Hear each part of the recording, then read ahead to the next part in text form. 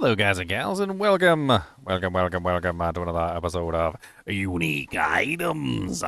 Today, we're going to be taking a look at another one of the Mythic Uniques that's new to Season 6, and this one is the Nesekem the Herald. Nesekem the Herald is a glaive, and as far as I know, I think it's Spirit-born only. And this one is rather interesting, and we're going to be talking about it. It does have some changes to Nesekem the Herald. I've actually been pulling these up for 2.3. They're minor changes, so it's not really something that I'm too worried about making videos, but it is important to note that the life is going to be increased from 464 to 1200 on Nesekem the Herald. Everything else is going to be staying the same. Let's go over it together, and we'll talk about Nesekem the Herald and what you could potentially use it for. This one is an Ancestral Mythic Unique Glaive, which is important to note because there is a passive on the Spiritborn called Focal Point. And Focal Point gives various bonuses depending on what you're using, whether it's a quarterstaff, a glaive, or a polearm. This particular one is going to give you a 15% bonus lucky hit chance if you're utilizing Focal Point. So just keep that in mind. We also have a passive effect on here of 400% bonus damage to elites. This is an additive bonus, but it's still a very strong one. And then we also have the bonus all stats, which I believe is 200% normally, 200 all stats, and then it also has 300 all stats with the greater affix, as you can see. We know that it is going to be 1200 life maximum for the bonus in 2.03, as well as it also has 250% critical strike damage and 450% overpower damage. And these are going to come in handy when you look at the actual effect. So the effect is every 5 seconds, you randomly mark a nearby enemy. Marked enemies are vulnerable, and your attacks against them guarantee to critically strike and overpower. It's actually kind of crazy, like what this thing offers. Hitting a marked enemy 10 times clears the mark from them, and then, of course, it has to be reapplied. Now, the mark is really obvious, and let's head over to one of the training grounds so we can play around with this. We'll go to Kuros Bazaar. This is the new zone in Season 6. This is the Nahatu Kuros Bazaar area from Diablo 2. This is Dusty, by the way. Dusty's a butt. I'll bite his ears. Don't. That's not nice. Need more time. So let's go over to the training dummy, and I'm going to show you how this mark works and how you can take advantage of it. So essentially how it works is every 5 seconds, a random enemy is marked with the effect. And let's get multiple training dummies here so you can really see how this works. And as you can see, the mark is very clear, and it's very obvious. And this target is now vulnerable, and all attacks that I make against this target will be critical strikes and overpowers for that duration. And it travels around, essentially. And once I attack 10 times on that particular target, I'm going to remove that mark from them, and it's going to transfer to another character. Or another monster, rather. And it's actually very potent, because not only is it giving you a guaranteed critical strike, not only is it giving you a guaranteed overpower, but it's also giving you a guaranteed vulnerable. So you get vulnerable, crit, and overpower against the marked enemy. It's really, really nice. It actually doesn't favor builds that attack really, really fast, obviously. So hitting an enemy 10 times removes the mark from them, kind of takes things like the Jaguar, which has a lot of strikes, and kind of moves it onto the back burner for this particular type of item. This item is going to be something that you're going to want to use for attacks that hit very hard, and not necessarily attacks that hit very fast and not very hard. Although the effect doesn't really help you very much versus large groups of monsters, because it only marks one monster at a time. However, it is extremely powerful versus bosses and single targets, because, of course, if you only have one monster on the screen, then the mark is going to inevitably go toward that one monster that's on the screen, the monster that is, the toughest, the boss, the one that's alive at the end. So it's going to help you very much so against monsters that are big, beefy chonguses, if that makes any sense.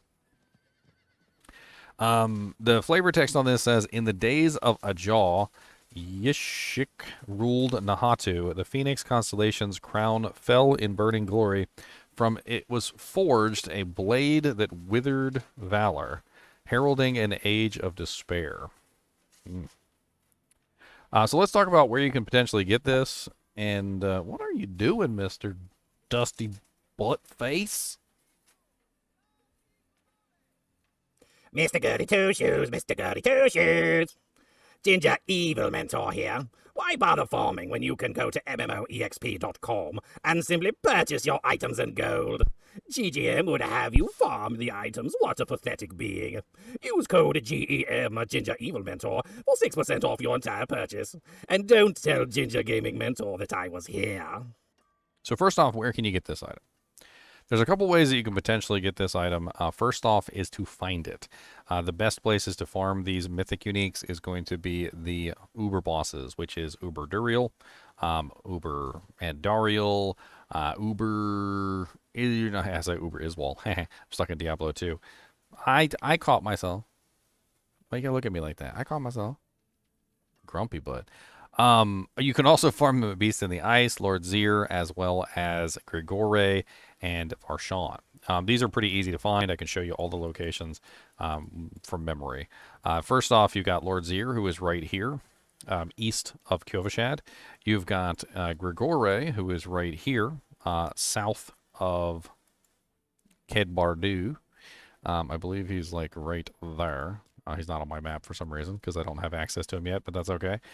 You can do Beast in the Ice, which is right here. And then you can also do Andariel, which is right here. And you can do Duriel, which is right here. I pretty much know all the locations by heart at this point. And Varshawn is really easy. He's right next to the Whispering Tree right there. So basically, when you do these bosses, you have a chance to drop the Mythic Uniques. There is a double chance for Duriel and Andariel, so keep that in mind if you're trying to get Mythics. You get a much higher chance, a double chance, for finding these through Andariel and Duriel. You can also craft these. So crafting them does require a Resplendent Spark. This is these right here. Resplendent Sparks come from a myriad of choices. You can either get them from destroying a Mythic Unique yourself, if you have duplicates, or you can get them through the Season Journey quest. That's been happening to me all season. Crashing. Oh, man. I can't wait for the 2.03 patch. Hopefully the crash is fixed. So you can get your Resplendent Sparks from two sources. Either from the Season Journey, or you can get them from Lilith. And Lilith does not drop them right now in this current patch, but she will drop them in 2.03, which is in like 2 days. And they're going to be fixing that, so hopefully you'll be able to get your Resplendent Spark then. And if you do the Season Journey and you also do the Lilith, you also kill Lilith, you can get 2 Sparks. 2 Sparks will guarantee you at least 1 Mythic Unique of any kind, but not necessarily one of a guaranteed type. As of the current patch. And if you want to go in, go in. If you don't want to go in, then don't go in. Why you gotta be such a butt about it? I'll fight you. You want to get fought? Don't think so. Let me show you the way that you can craft these. And there's 2 separate ways at 2 separate vendors at the moment. They've kind of changed everything around a little bit, so it's important to note the locations of them. Crashing in the middle of video sucks.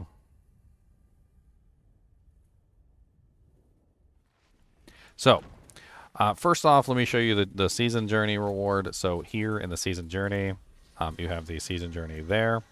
And the final Season Journey gives you a Resplendent Spark right there, contains a Resplendent Spark. And the Lilith kill also will contain one in the next couple days. You can go to the blacksmith, and the blacksmiths can craft you a item. So right here, Forge Equipment, Mythic Uniques.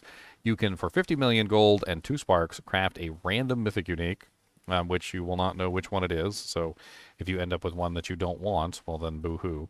I know everybody wants Tyraels, and everybody wants Shaco, and everybody wants freaking like Ring of the Starless Sky and stuff like that, but you know, you don't always get what you want with a random thing. Depending on what build you're using, like, you know, some builds are the best when it comes to certain Mythic Uniques, and some builds don't use those Mythic Uniques at all. It's rather generic, right? There's generic Mythic Uniques, and there's more specific ones. For rune crafting, you can, however, craft a specific Mythic Unique through rune crafting. So, for instance, if you're trying to get access to this particular unique, which is Nesekem the Herald, you'll see here that you need 6 Yule runes, 6 Watt runes, and 6 Tal runes. So this particular one will require a specific number of runes in combination with the Resplendent Sparks to get the specific one that you're looking for. Lith runes are very valuable right now because Lith runes are used to create Tyrael's Might, as well as Eom runes are used to create Harlequin Crests.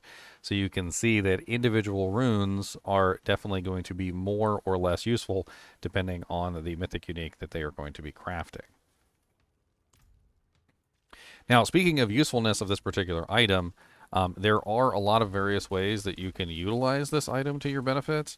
Obviously, having the ability to guarantee a crit and overpower and vulnerable all in one strike can be extremely powerful for damage output. And if you can multiply your damage in various ways, you can definitely take advantage of these overpowers. Building for critical strike damage is obviously going to be very helpful here because every attack is going to be a crit against those targets. Building for overpower damage is going to be extremely powerful here. So utilizing things like... Actually, Banished Lords wouldn't even be necessary, would it? But it could certainly be in addition to add a 60 times multiplier, or you could potentially go with another item. The monsters always being vulnerable is also rather interesting because that feeds into the aspect, or the key passive on this particular character, which removes vulnerable effects from targets. And I'm assuming that if you're using this, because the monster is always vulnerable while marked, it probably doesn't remove the vulnerability from them. This particular build would work better with builds that are doing large amounts of damage in single hits rather than small amounts of damage in multiple hits. So Jaguar skills are kind of out with this ability because in general, when it comes to the Jaguar skills, you're going to be doing a large number of hits as opposed to a large chunky boy hit that is only going to do one big giant smack of damage. Like Quill Volley probably doesn't work with this either because it does so many feathers that you're probably going to hit the target, 10 times within the first Quill Volley, pretty much, which is going to immediately remove the effect, and it's not really going to do as much damage. But something like Stinger, which only attacks once, could be even more powerful, although the thing here with this is that, poison damage doesn't really work with crits and overpowers. However, if you're utilizing Noxious Fist pulls your poison damage and turns it into a very high amount of damage output through critical strikes and overpowers, which is very interesting. So utilizing this particular passive with the Nesekem the Herald can be an extremely powerful combination. I'm actually kind of excited to play around with this one and see if I can figure out some builds. I'm actually thinking about the Noxious Fist builds. I think that's probably one of the strongest ones for this particular unique, but we'll see. It'd be interesting if this was available to other classes besides just simply the Spiritborn, but this one is locked to the Spiritborn, unfortunately. I think that pretty much covers everything with this Mythic Unique. Let me know what you guys think about this one. I'm interested to see what kind of builds you guys come up with. As always, be sure to hit that like button and the subscribe button, and keep watching.